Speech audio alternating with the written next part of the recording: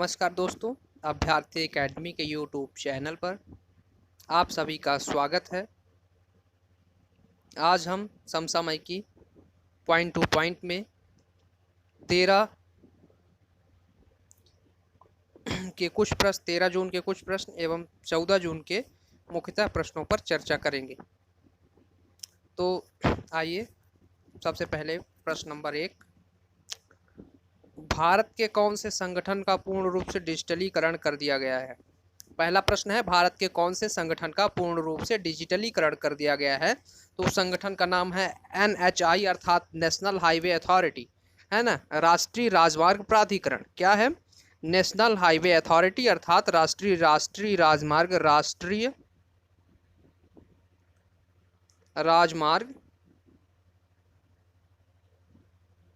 प्राधिकरण, राष्ट्रीय राजमार्ग प्राधिकरण। इस प्रकार से पहले प्रश्न का उत्तर क्या होगा? NHI अर्थात नेशनल हाईवे अथॉरिटी, राष्ट्रीय राजमार्ग प्राधिकरण। दूसरे प्रश्न पर यह संगठन, इसके जो हमने पहला प्रश्न देखा, इसमें कुछ इसके पॉइंट देखते हैं। पहला, यह संगठन क्लाउड आधारित आर्टिफिशियल इंटेलिजेंस संचालित big data analytics platform, data lake and project management software के लॉन्च के साथ पूरी तरह डिजिटल हो गया है। क्या क्या चीज़ें हैं इसमें? या कैसा है? क्लाउड आधारित है, जैसे कि मोबाइल में होते हैं क्लाउड्स होते हैं सभी मोबाइलों के, जैसे MI में MI क्लाउड है, माइक्रोमैक्स क्लाउड।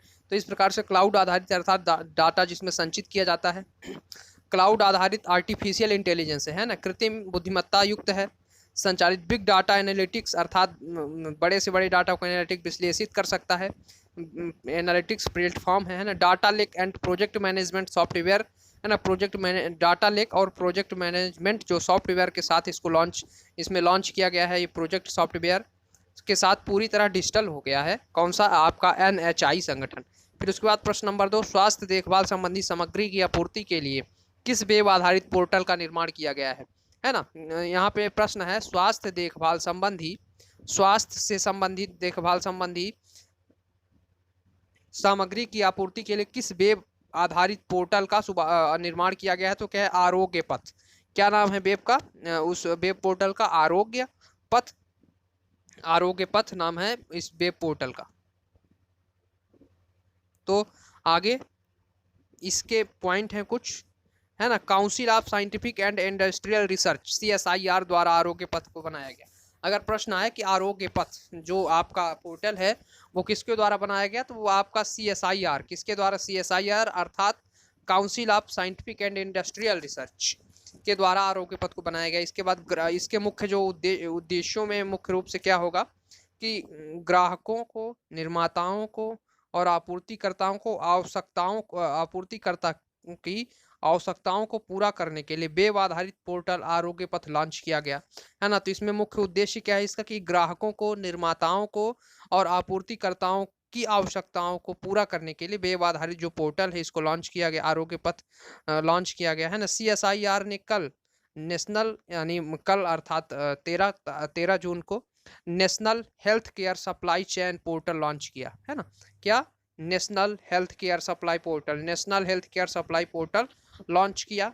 ये भी आप पॉइंट याद कर सकते हैं। National health care supply chain portal launch किया है किसने? CSIR ने।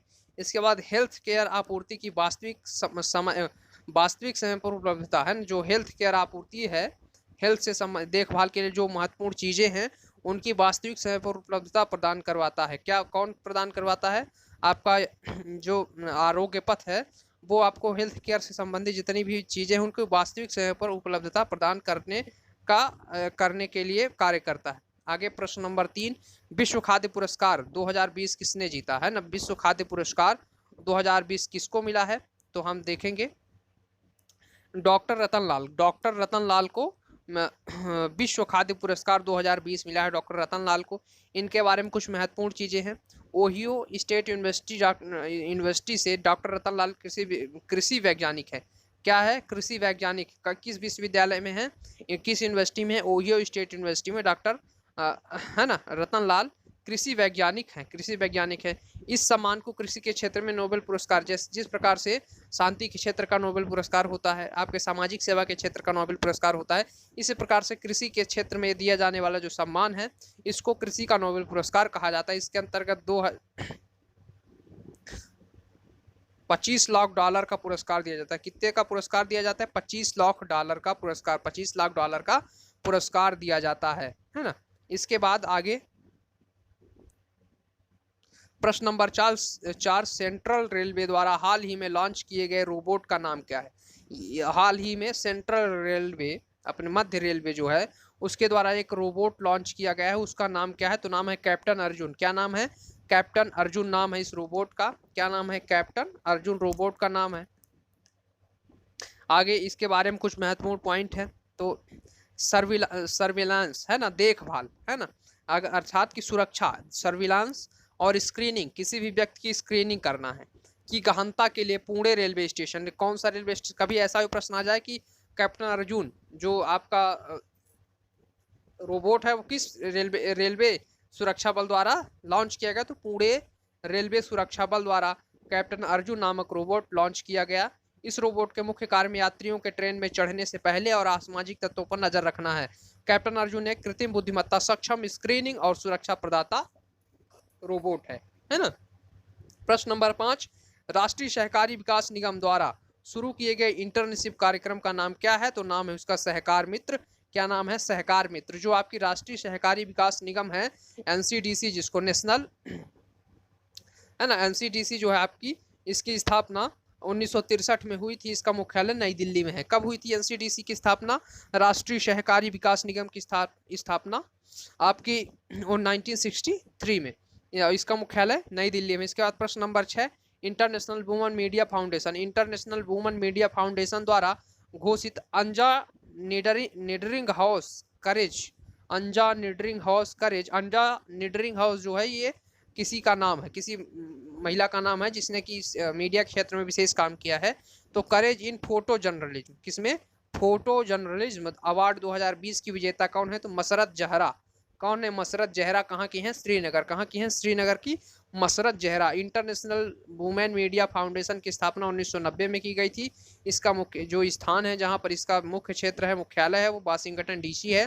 कौन है? वाशिंगटन डीसी है ना। इसके बाद प्रश्न नंबर 7 पर हम चर्चा करेंगे। प्रश्न नंबर 7, किस भारतीय को medal of order of the Australia सम्मान दिया गया? कौन सा?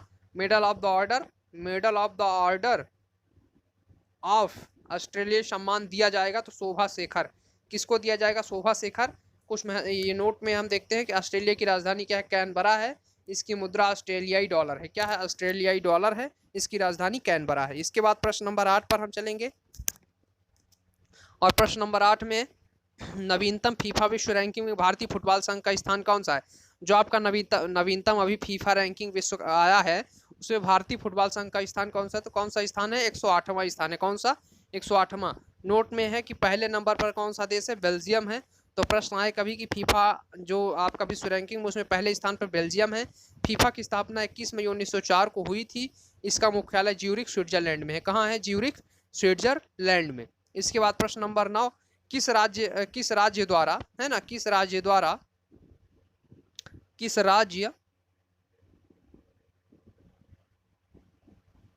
द्वारा बाल श्रमिक विद्या योजना, क्या बाल श्रमिक विद्या योजना प्रारंभ की गई है? तो वो उसका नाम है उत्तर प्रदेश। इस योजना का मुख्य उद्देश्य बाल श्रमिकों को काम करने से रोकना है। तो प्रश्न आए कि बाल श्रमिक विद्या योजना किस राज्य की है? तो किस राज्य की है? उत्तर प्रदेश की। इसका मुख्य उद्देश्य है श्रमिकों, बाल श्रमिक यानी 14 वर्ष से कम आयु के जो बच्चे हैं उनको रोकने के लिए इसका है ना, इसको बनाया गया है। इसके बाद आगे प्रश्न नंबर 10 और अंतिम प्रश्न पर चर्चा करेंगे। प्रश्न नंबर 10 है हमारा, दुनिया की पहली रेलवे जिसने ओवर स्टेप इक्विपमेंट के साथ 2 स्तर पर माल के कंटेनर ढोने वाली है ना, माल के कंटेनर ढोने वाली इलेक्ट्रिक ट्रेन चलाई। क्या? ढोने वाली इलेक्ट्रिक ट्रेन चलाई। तो वो है भारतीय रेलवे। भारतीय रेलवे ने क्या किया है कि ओवर स्टेप इक्विपमेंट के साथ 2 स्तर पर माल के कंटेनर को ढोने वाली इलेक्ट्रिक ट्रेन चलाई है? कौन सी ट्रेन चलाई है इलेक्ट्रिक ट्रेन? तो वो है भारतीय रेलवे।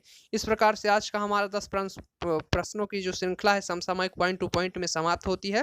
फिर कल के हम नए करंट अफेयर्स के साथ आपसे मिलते हैं। तब तक के लिए नमस्कार।